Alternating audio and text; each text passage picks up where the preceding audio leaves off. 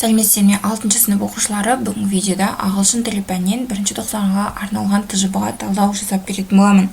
Оқушылар, видеоны көріп бастамас бұрын мені қолдап каналға тіркеліп кетсеңдер, себебі мен көптеген уақытымда сендерге осы энергиямды осы видеолар шығаруға жұмсаймын. Сол себепті кері байланыс ретінде немесе алғыс ретінде каналға тіркеліп кетсеңдер.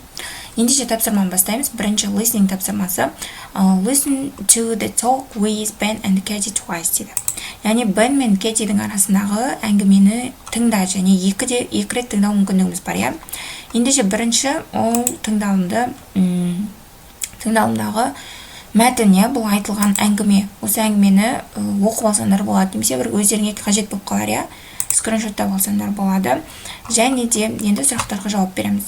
Бірінші Бен дейді studies but doesn't do well дейді. Жауабы C болады. Келесі екінші Ben usually studies at home. Бен үнемі үйінде оқиды дейді. On Ben's desk there are papers, books and pens. Беннің партасында парақтар, кітаптар және ручкалар бар дейді. Енді fill in the gaps with one word only дейді. Бір сөзбен сипаттап жазымыз керек. Katie дейді.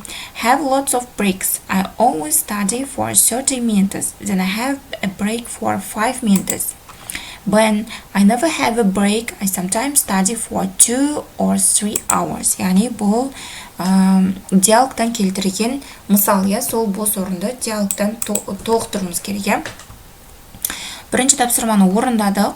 Яғни бірінші 3 сұрақтан дұрыс жауап берсеңдер, бір балдан аласыңдар. Енді общий 5 балл аласыңдар осы жерден. Енді екінші тапсырма reading, яғни оқылым тапсырмасы.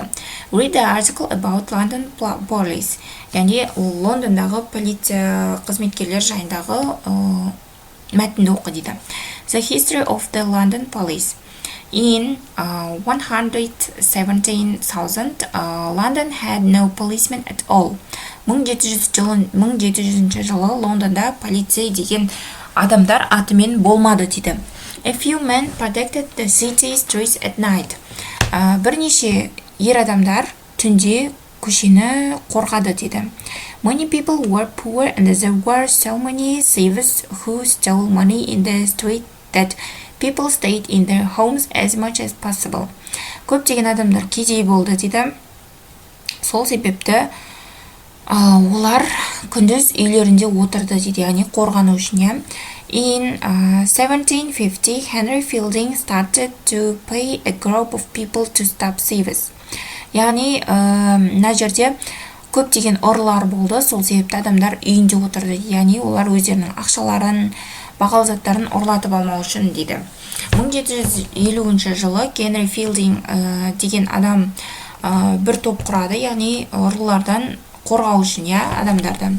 They were like policemen and were called Bow Street runners because they worked near Bow Street.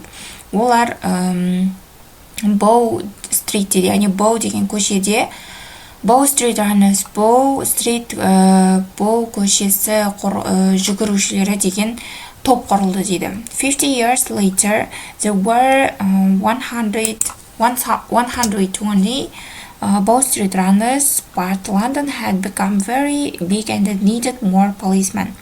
In 1829, the first London police force was started with 3,000 officers. Most of the men worked on foot, but a few rode horses. Today, London police are quite well paid, and for the few police officers who still ride horses, the pay is even better than for the others. Яғни уақыт өте келе Лондонда полиция қызметкерлері пайда болған екен. Енді сұрақтарға жауап береміз. Answer the questions. Why did people stay in their homes as much as possible? Не себепті адамдар үйінде отырды дейді? Because there were many thieves on the street. Себебі көшеде көптеген ұрылар пайда болды деп жазамыз. Екінші, how did Bow Street runners get their names? Bow Street runners деген группа қалай аттарын алды дейді. They were like policemen and they were called Bow Street runners because they worked near Bow Street. Себебі олар Bow Street деген көшеде жұмыс істеді дейді. Енді сұраққа жауап береміз. In 1800, There were not enough policemen in London. False. Дұрыс емес болады. All of the first 3,000 London police force rode horses. False болады. Today, police officers who work with horses are paid for more than their colleagues. True болады. Енді оқушылар writing тапсырмасы, яғни жазылым тапсырмасы. Choose one of the topics below. Екі топиктің бірін таңда дейді. Our class.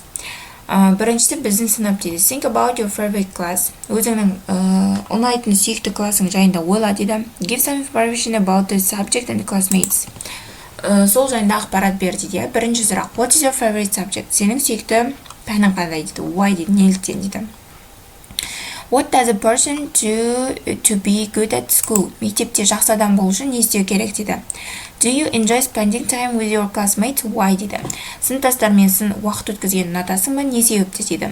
What clubs or sport activities do you like most at your school? Why дейді. Спорт үйірмелері немесе қандай да бір клубтарға барасың ба? Не себепті дейді. Енді осы бірінші топикке жауап береміз. My favorite subject are history of Kazakhstan and maths. Оқушылар бұл жерде көшіріп алу міндетті емес. Өздеріңнің жақсы көретін сүйікті пәндерің жайында жазсаңдар болады. Мен Қазақстан тарихы мен математиканы жақсы көремін деп жаздым. Because I want to know the history of our ancient ancestors and I really like the report. Мен себебі ежелгі ата бабаларымыздың тарихын білгім келеді. Және мен өте қатты жақсы көремін тарихты. Және де есеп шығарғанды ұнатамын деп жаздым. I think that in order to do well in school, first of all you need to be disciplined and then you need to focus on education. Мектепте жақсы болу үшін мен ойлаймын, ең алдымен тәртіпті болу керек, одан соң білімге көңіл бөлу керек дедім. Of course, I like spending time with my classmates. Әрине маған сыныптастарыммен уақыт өткізген ұнайды дедім. Because sometimes we study together and then have fun together. Себебі біз бірге сабақ оқимыз кейде және де бірге көңілді уақыт өткіземіз деп жаздым. Екі топиктің бірін таңдау керек болатын. Біріншісіне мен жазып бердім сендерге мысал ретінде. Енді speaking тапсырмасы. Task. Work in pairs жұптық тапсырма. Choose one of the cards and make a dialogue with a partner. Бір картаны таңдап, жұбыңызбен мына сұрақтарға жауап бере отырып диалог құрастыруымыз керек. Мен бірінші картаны таңдадым. Оқушылар мен тамағым өте қатты ауырып тұр, сол себепті өздерің мына тапсырманы жаза салсаңдар, мен сендерге оқып бермей-ақ қояйын. Жазып аламыз оқушылар. Осымен біздің бүгінгі ПЖБ талдауымыз аяқталды оқушылар. Келесі сабақтарда кездескенше сау болыңдар.